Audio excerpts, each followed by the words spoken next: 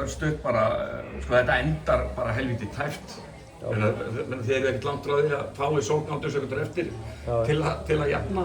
Já, við vorum bara í leiknum í lokinn og þetta var bara 2 hálfleikar, þeir áttu fyrir og við áttum seinni og mér fannst þá þeir svolítið springa í seinni sko, þannig orkan var meiri hjá okkur. Þeir komist yfir ef ég man rétt, 62-61 þarna, svo taka þeir eitthvað 10-0 run. Og svo bara kemur run. Já, þeir eru segir, þeir eru yfir þær og allt það þarna á þessum kafla og ná aftur þessari fórystu sem að við náum samt aftur niður og þeir gefa okkur trekk tækifæri. Þeir bara gáðu okkur þessi sens eftir að klikka og víti eftir víti. Þannig þeir gáðu okkur bullandi sens sem við tókum bara ekki hann í lokinn.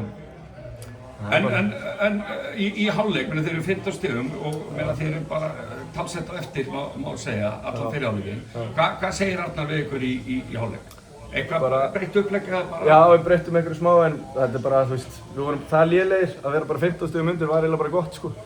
Þannig við fórum í ágætt hugarfæri í seinni hálfleikinn og ætlaðum bara að saxa þetta niður hægt og rólega, gerðum það ágætlega og svo bara þessi yndislega íþrótt þannig að þetta bara 15 stig ekki neitt og þið alltaf vitið það bara ef þið bara náðu bæta ykkur og fáðu smá stemningu og mér alltaf frábæran stuðning ykkar.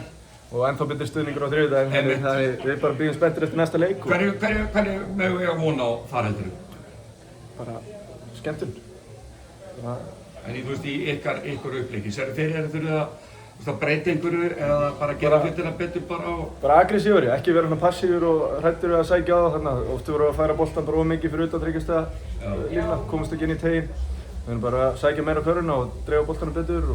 En 1-0 undir, þetta engin heimsendir. Það þarf að vinna 3 leiki þannig. Já, það bara þannig, við þurftum alltaf að koma tvisvar hingað hvað sem þannig. Þannig við bara fulla ferð áfram. Fulla ferð. Takk.